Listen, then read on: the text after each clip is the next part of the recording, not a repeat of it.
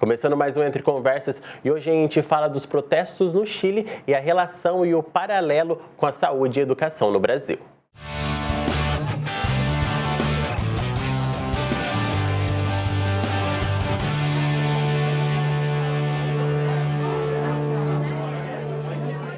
E para falar mais sobre esse assunto, a gente trouxe Amanda Gladys, que é mestre em educação e especialista em história da educação. Seja bem-vinda, Amanda.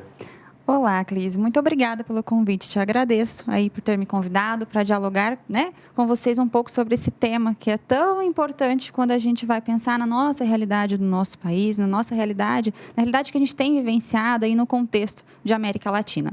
E, Amanda, para começar, dá um panorama geral desses protestos no Chile.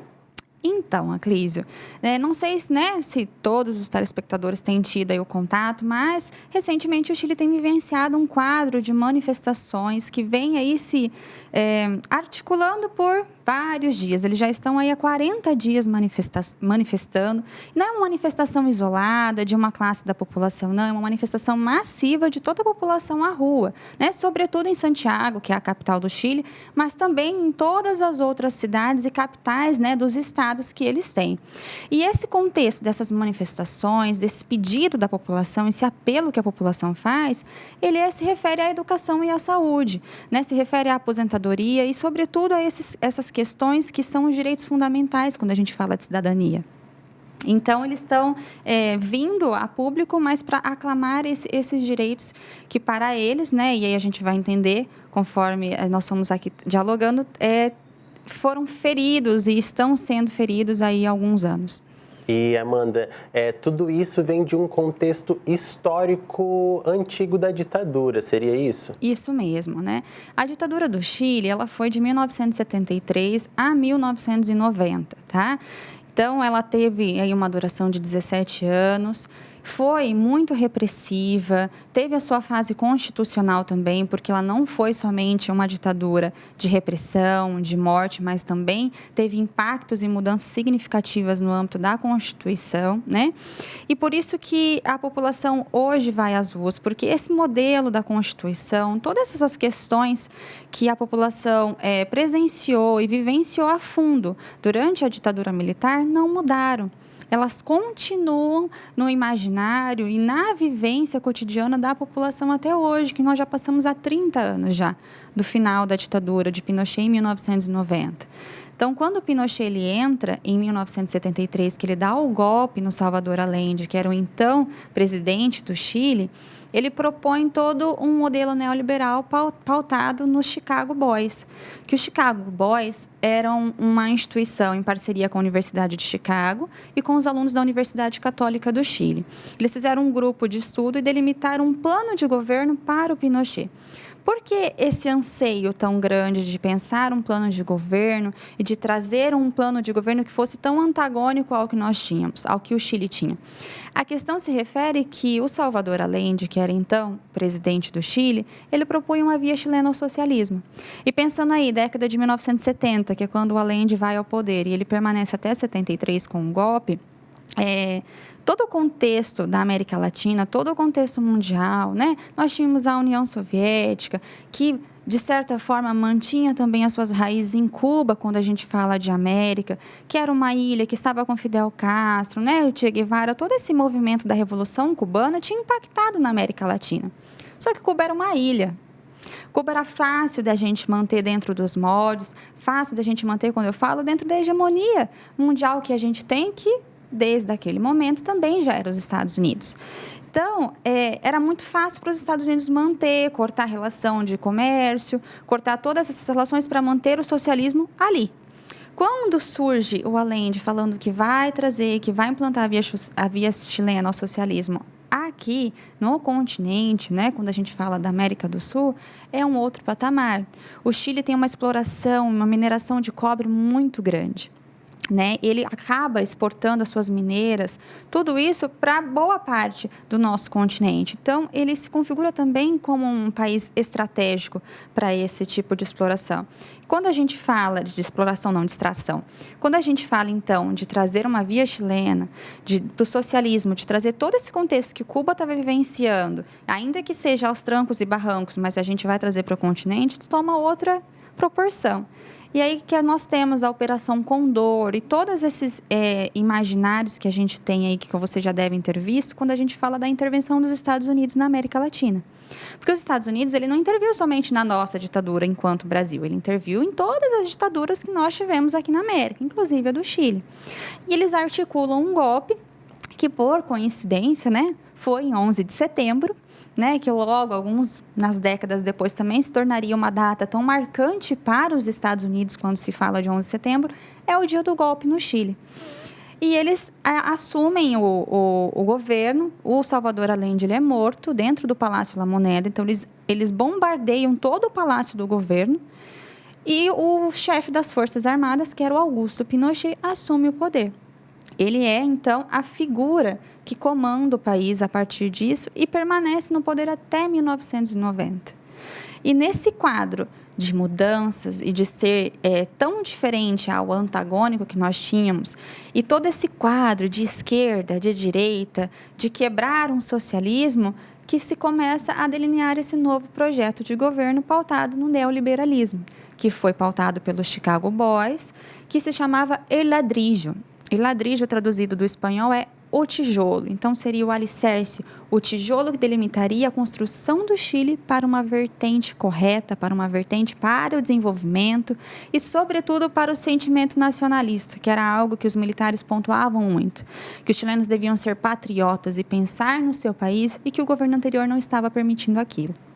E, Amanda, no meio de tudo isso, veio uma retirada de direitos dessas pessoas. Sim. E como que a gente consegue fazer um paralelo com o Brasil de hoje, sendo que as pessoas ainda não têm esse movimento de ir à rua ou vão à rua sem saber mais ou menos o que eles querem? Como a gente pode fazer um paralelo?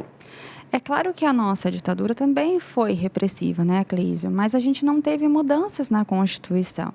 No caso do Chile, o Pinochet instituiu uma nova Constituição, inclusive colocando que ele ficaria tantos anos no governo, 8 anos a partir de 1980, e que só seria tirado por um plebiscito. Nesse plebiscito ele perdeu, mas também como última instância ele pontuou que ele ficaria como senador vitalício durante toda a sua vida. Então, ele permaneceu governando o país, ainda que de forma indireta.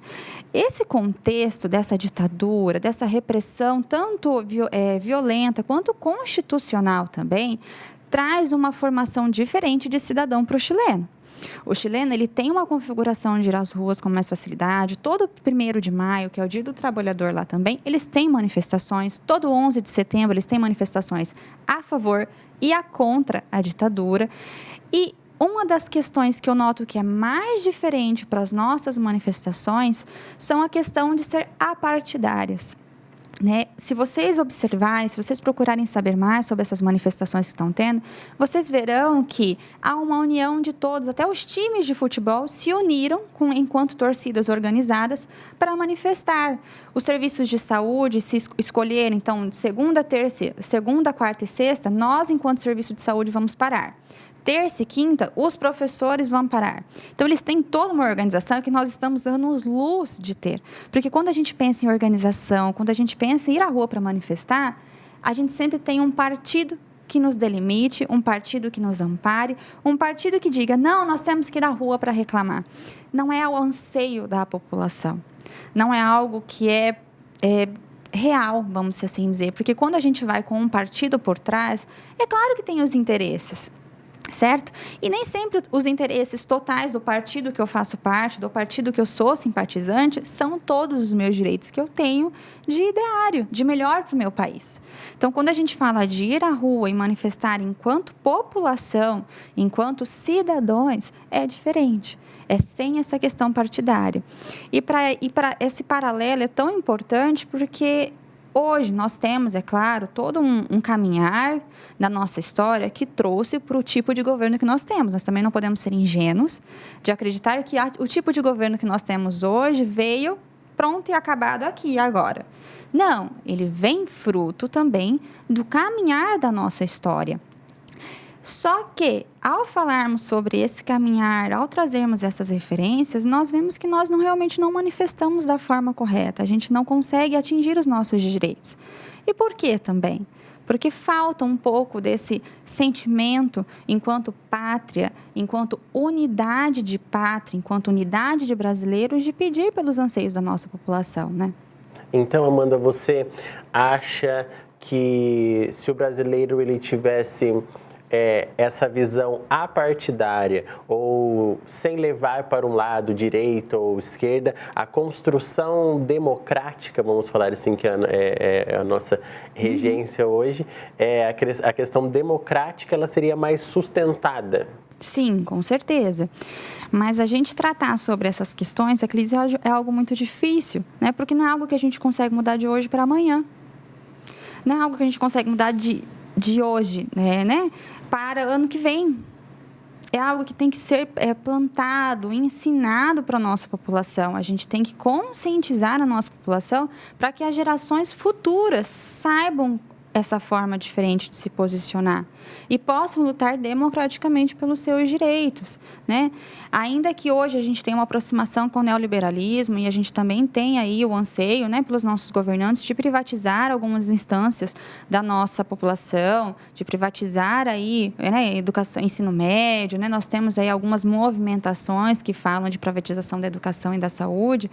É preciso que a gente conheça a realidade dos países à nossa volta, se conscientize sobre a forma como eles foram constituídos e a forma como eles caminham, para que a gente possa perceber o que tem chances de dar aqui certo e o que tem chances de nós cairmos no descrédito também, né? Porque o Chile ele tem um alto índice econômico, ele tem ali uma educação tida como muito boa, como os maiores índices na prova do PISA, por exemplo, que é uma prova que mede o índice de educação aqui na América Latina, mas ele é o país que tem mais desigualdade social, um dos países que tem mais desigualdade social e não é um país pobre. Amanda, então, pensar em levar as informações para as pessoas entenderem o que elas precisam, né? Entender, olhar esses protestos de uma forma quase educativa. Exato.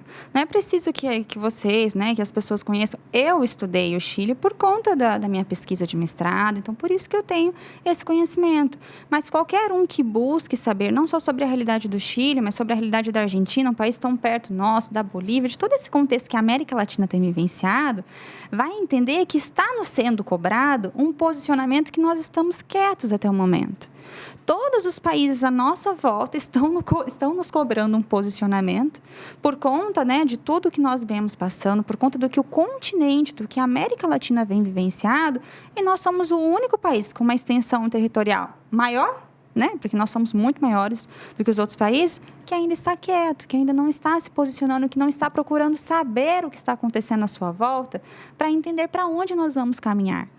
Né? Tanto enquanto governo, tanto enquanto educação, tanto enquanto geopolítica, quando a gente pensa no Brasil na ordem mundial das coisas.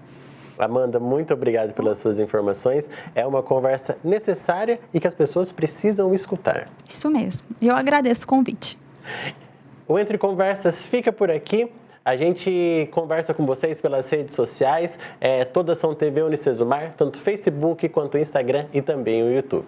Um grande abraço e até a próxima.